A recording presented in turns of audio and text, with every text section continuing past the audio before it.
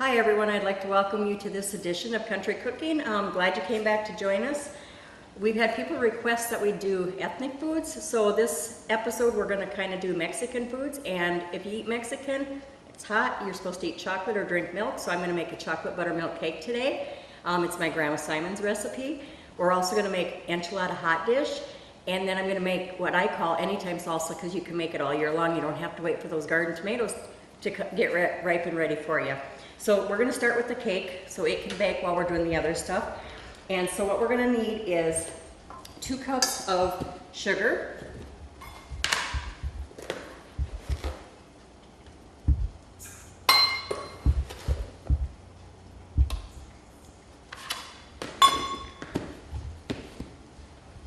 2 cups of flour,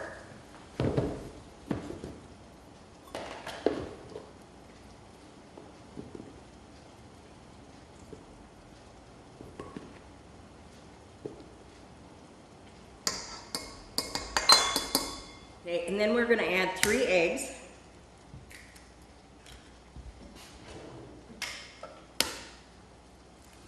This here recipe, you just throw everything in the bowl and then mix it together, so it's not like you have to pre-mix anything. Then we need a 1/2 cup of cocoa.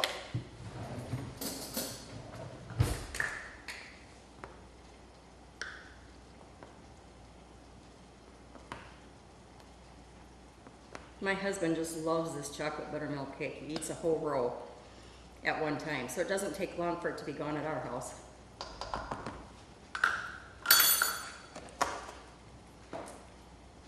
Two teaspoons of baking soda.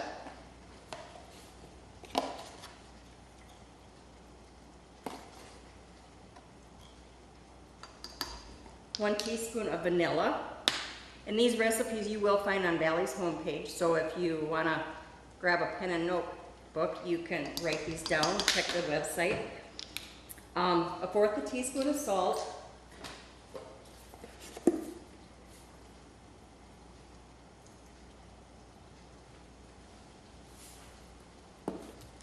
One cup of oil.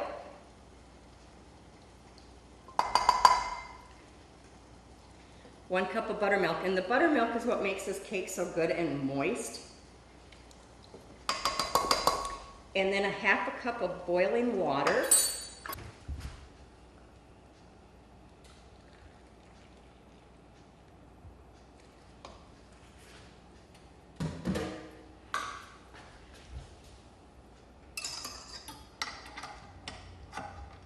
You don't have to beat it real long, just make sure you mix it well.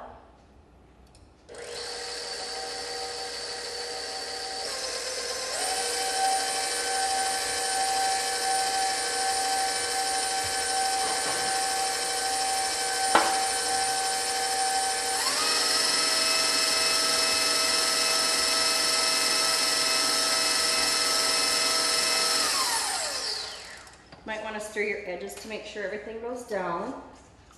You get a bite of that straight cocoa in your cake, you might not think this is the best chocolate cake around.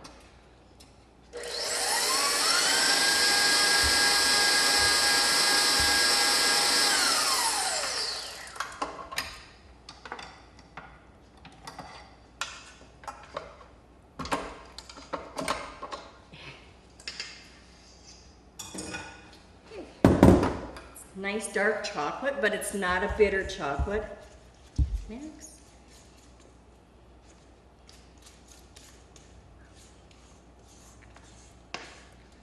You're going to preheat your oven prior to mixing your cake. Mine's preheated.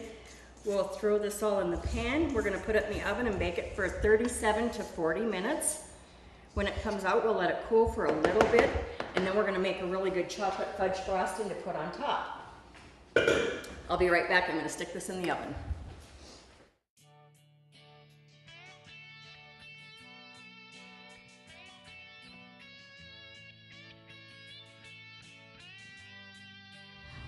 I wear my medical alarm button as a neck pendant, and I wear it all the time. It is very comfortable to wear, and I don't even notice that I'm wearing it. I feel very confident and secure knowing that I can speak to a live person anytime, day or night. The people you speak with are clear and concise. I was having an electrical device repaired in my home and the power was accidentally shut off. Within seconds, my phone rang and it was the company letting me know that the power had been shut off to my security device. My upcoming surgery is what prompted me to purchase this personal safety device. It gave me peace of mind to know that if something happened, help was just the push of a button away. Now it gives me a sense of comfort and security because I live alone. Everything was set up and explained to me by the Valley employees. It is very easy to use. I chose Valley because it is a valuable service provided by a hometown business. With a personal home safety system from Valley, you can enjoy the peace of mind that help is just minutes away. Sign up now and receive your personal safety equipment free of charge. All right, now that we've got our cake in the oven and it's baking, we're gonna go ahead and start with our enchilada hot dish. And what it is it's 2 pounds of ground beef browned, which I've already done to save a little bit of time here. And to that we're gonna add salt and pepper, and I should have did it when I was browning it. You can do it then, I'll just add it now to taste. And then we're going to add an 8-ounce or a 6-ounce can of tomato paste and a can of cream of mushroom soup.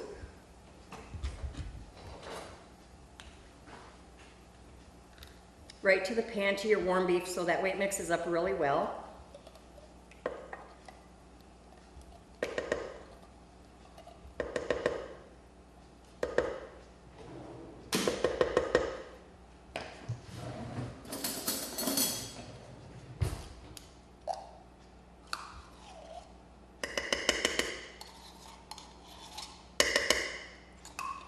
For people that like Mexican food but not strong Mexican food, this is a really good recipe to use.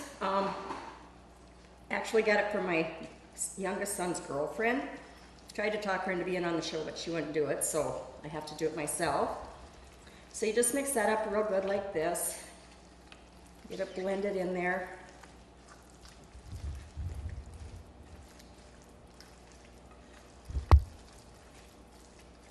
And once that's all mixed up, then you're gonna go ahead and take a bag of Doritos.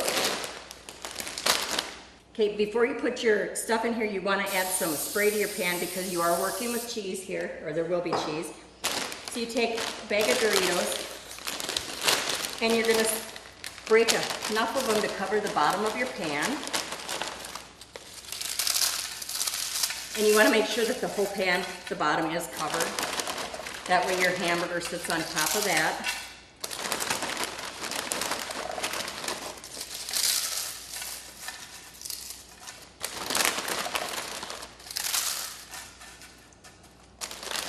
So this is what you'll have. And then you're gonna go ahead and add your ground beef mixture on top of the chips. And you wanna try to get it smoothed over the top of it evenly. You might drag a few chips along, but that's okay.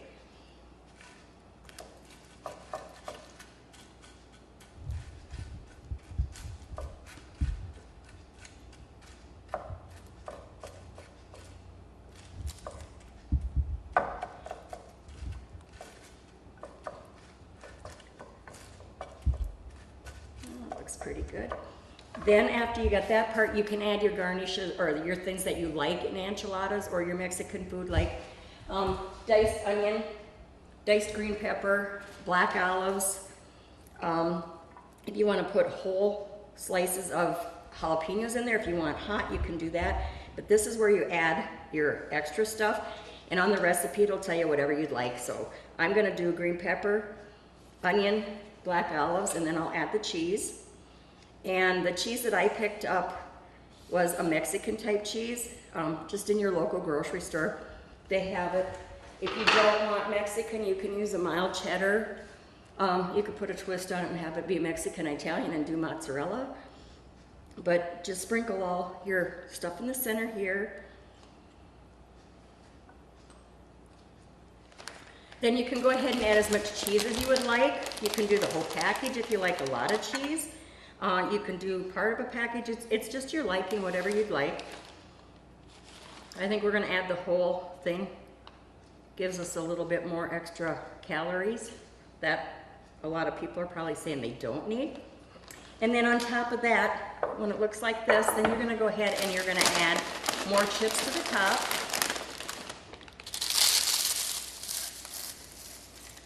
And just crush them right over the top of that. Cover it so your cheese doesn't burn.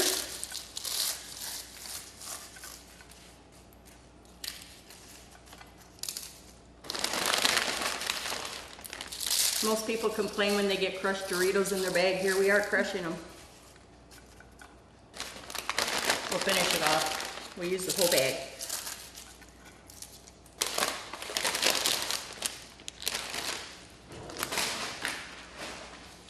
Okay, this is now ready to go in the oven. So our cake's in the oven, our enchilada bake, we'll put it in for 350 the same until it's heated through. It's about 25 to 30 minutes.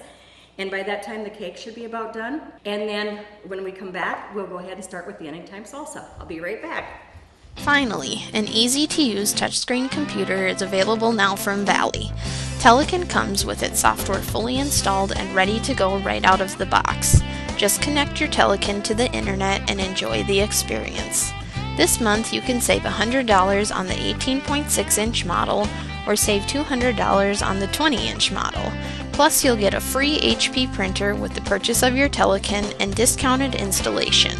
Call Valley today at 437-2615 for all the details. Okay, now that our cake is in the oven and our enchilada bake is in the oven, now we're going to do the anytime salsa. And like I said, you can do it any time of the year because it's canned tomatoes, not your fresh. You want to do it with fresh tomatoes, you're going to have to weigh them out and convert it yourself because I wouldn't know what to tell you.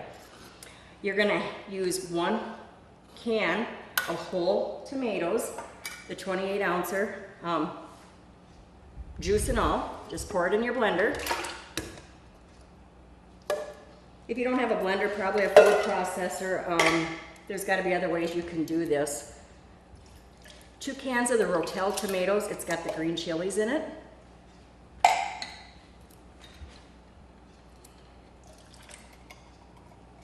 Juice and all. You're going to need 1/4 cup of chopped onion, and being we're going to blend this, it doesn't have to be just perfect on how you chop them because they will get chopped up in the blender. So we're just going to do that.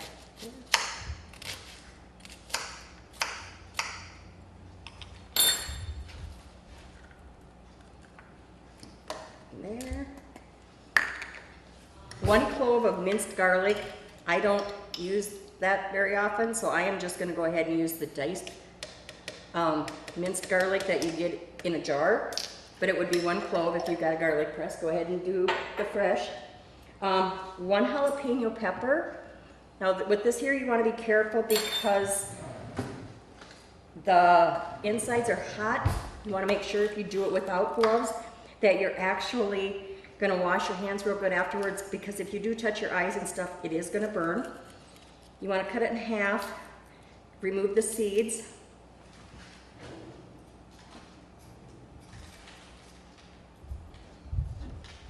And then you're going to slice it thin.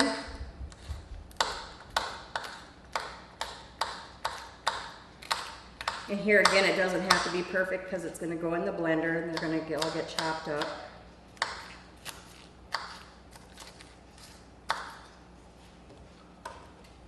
I did tell you a jalapeno. I'm not using the whole thing because my husband doesn't care for it to be really hot, so I think a half of a jalapeno will be good enough.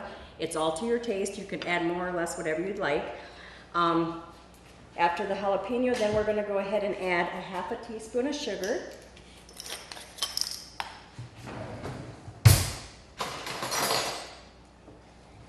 We're actually got a 1/4 here, so I'll add 2. 1/4 teaspoon of salt. The cleanup on this is so easy too because it's all done in this one blender. You don't have all the extra stuff. You don't process this. You put it in jars when it's finished. It goes in your fridge. You make sure you eat it within a certain amount of time. There's no hot water baths or anything like that. Perfect. A 1/4 teaspoon of ground cumin.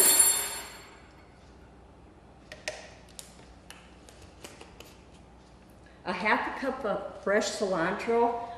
I actually had mine in the freezer. You can freeze it because it's gonna get put in here anyway. If you have fresh, that's great.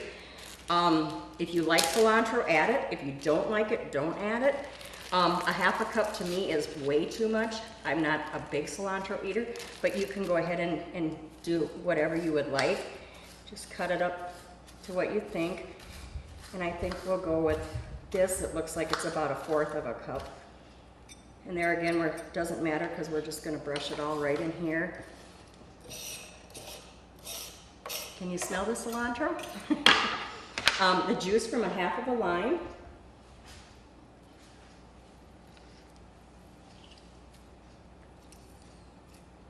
Which if you don't have a fresh lime, you could probably add about a half a tablespoon of lime juice, and that's gonna give you the same effect. Sometimes in our small towns, our communities around here, we don't have the limes right there for us. Lemons are there, but not limes. So use lime juice from the grocery store, that's fine too. That's all there is to it. You're gonna put your lid on it. You're gonna stick it on your blender and you're gonna give it a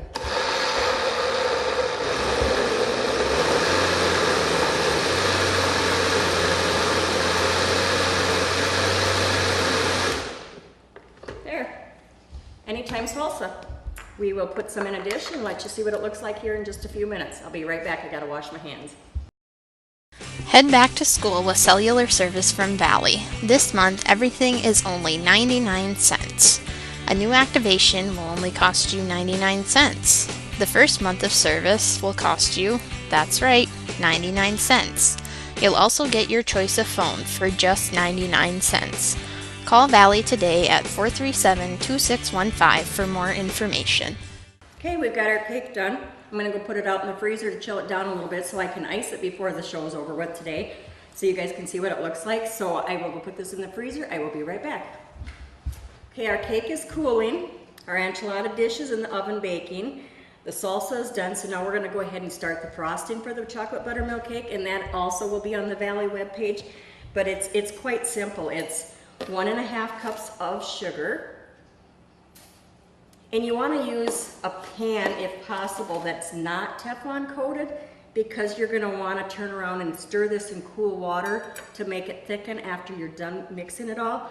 And the Teflon, it just wants to keep going in a circle. So if you have the old copper bottoms or something like that from the olden days, you young kids can tell how old I'm getting, you want to use something like that. Anyway, and then you got 6 tablespoons of softened butter. You can use margarine if you like the butters better. And then you're gonna add 1/3 cup of milk. And you're gonna put this on the stove and we're gonna bring it to a boil and we're gonna let it boil for 60 seconds. Then we're gonna take it off and we'll add the 2/3 cups chocolate chips.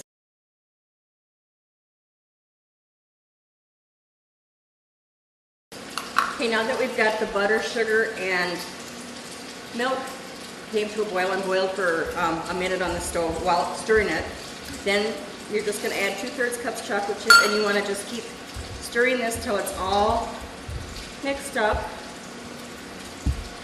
Your chips are melted, and then it's going to be quite runny, so you don't want to put it on your cake that way, because if your cake has a little bit of a hump in the center is not going to get frosted, and your edges everybody's going to fight over.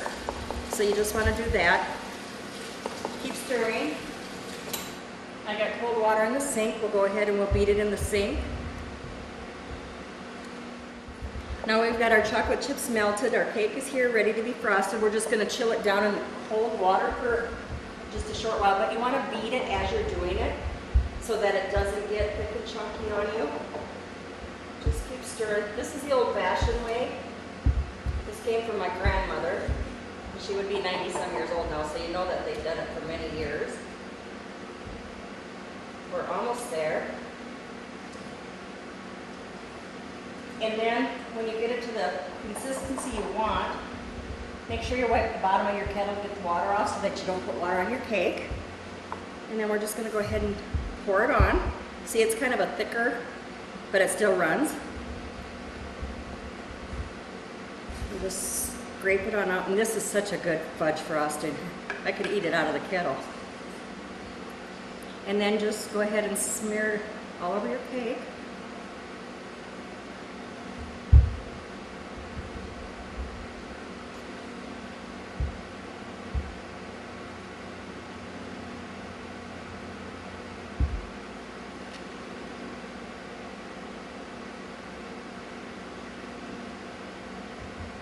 All right, we are done. Doesn't that look yummy? Okay, we've got our cake done, our chocolate buttermilk cake with fudge frosting. Our salsa, anytime salsa's been finished, it's getting ready to be plated. Our chips with that, our enchilada bake is ready to come out of the oven. So we're gonna get all this put on a plate so you guys can see what it looks like, and we'll be right back with you. According to the FBI, a burglary occurs somewhere in the United States every 15 seconds. Is your home or business adequately protected? Wireless security packages from Valley start at just $17 per month. Video surveillance for your home and business is also available from Valley. Call 437-2615 for more information or to set up a time for your free customized quote. Okay, we have all three of our items done that we've done on the show today, our anytime salsa, our enchilada bake, and our chocolate buttermilk cake. So now we're gonna go ahead and plate this up. For whoever's hungry, they can come join us here and let me know what they think. We're gonna just add a slice, and you can just use anything to cut it. We'll kind of push that off to the side. Put that in there. You can add whatever you'd like as far as condiments, so we can add some sour cream. Maybe you want to add a little bit of diced tomato. And I'm sharing this plate with somebody when we're done here, so that's why I'm putting the stuff on one side. She can pull over what she wants. And we'll add a little bit of lettuce. And then you can go ahead, if you don't make the salsa, add jar salsa, store-bought, whatever. We're just gonna add a little bit of this salsa since we made it today. We might as well try it on the dish. And we'll add a little extra here for our chips. I'm gonna add a few chips. Scoops work best because the salsa is a little thin. It's not a chunky salsa, but it's really good. And then we're gonna go ahead and cut our chocolate buttermilk cake. At our house, they need to be big pieces, but here I think we'll cut them in different sizes for the people that are actually gonna get this. Being I'm sharing, we'll go with the medium size. The first one is always the hardest one to get out, but it's a nice, heavy, thick cake. Absolutely love it. My grandma Simon did awesome with this one. I'm glad she left it for us to enjoy. So here we have anytime salsa with chips, enchilada hot dish, chocolate buttermilk cake with fudge frosting. That's our show for today. Now remember, I'm still waiting for people to come and be guests on my show. Grandkids have all been on so far except two. They're not anywhere near, so I can't have them. But I would love to have your recipes and you come be a guest for the day, so please consider it. We have more shows coming up with different ethnic foods. Next time I think we're gonna go ahead and do Chinese, and then we're gonna work our way on to the German dish. So if you're a good German cook in the area, call me. I'd love to have you come to my house. We'll cook it here. You can be on TV with me and see how much fun we have. All these recipes will be on the Valley homepage, so please check that, and we'll see you next time. Have a good day.